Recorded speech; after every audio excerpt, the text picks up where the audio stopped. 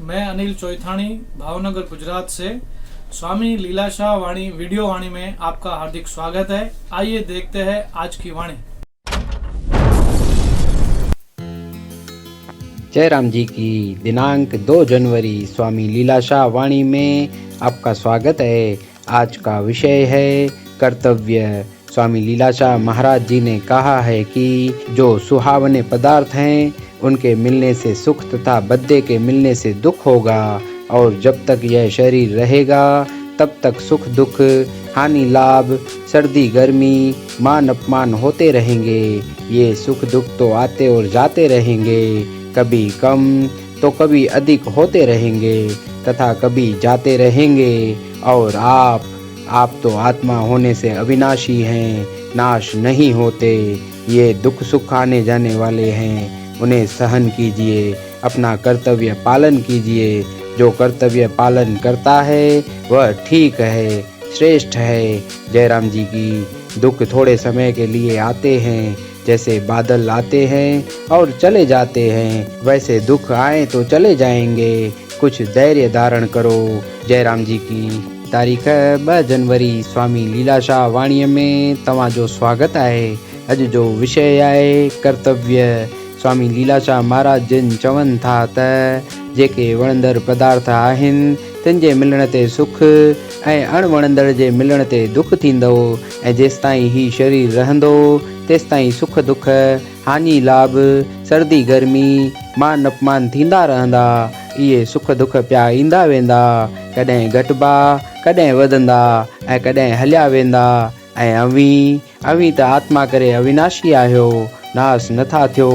इहे दुख सुख अचण वञण वारा आहिनि, उन्हनि खे बर्दाश्त करियो। जयराम जी की पंहिंजो कर्तव्य पालन करियो। जेको कर्तव्य पाले थो सो ठीकु आहे, श्रेष्ठ आहे। जयराम जी की दुख थोरे वक़्त लाइ अचनि था, जीअं बादल अचनि था ऐं हलिया वञनि था, तीअं दुख आया त हलिया वेंदा। कुझु धीरज धारण करियो। जयराम जी की।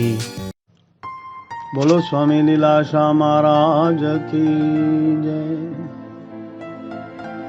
हो असांजी असांखे ख़बर काई नाहे, असांजी असांखे ख़बर काई नाहे।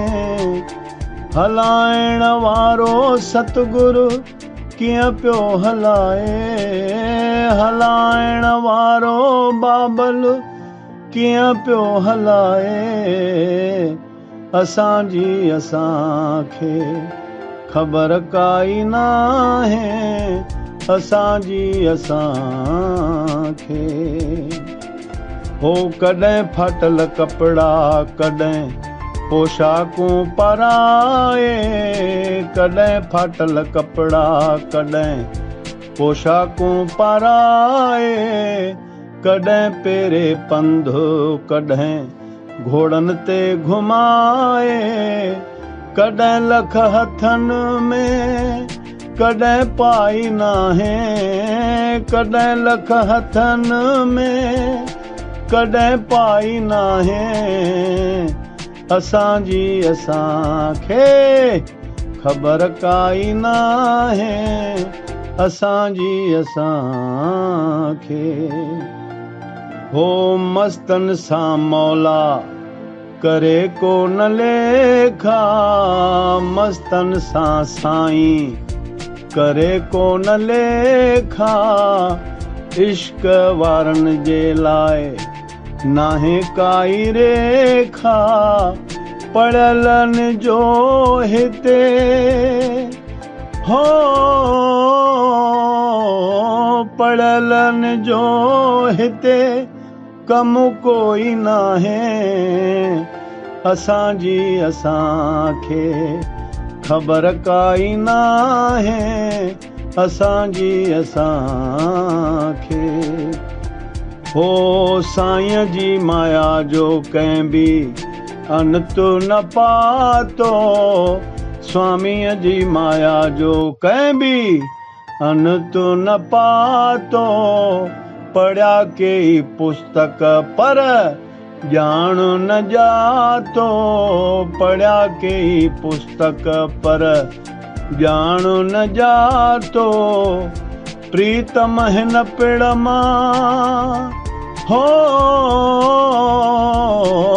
प्रीतम हिन पेड़ मां हलिया विया हराए प्रीतम हिन पेड़ मां हलिया विया हराए असांजी असांखे ख़बर काई नाहे असांजी असांखे।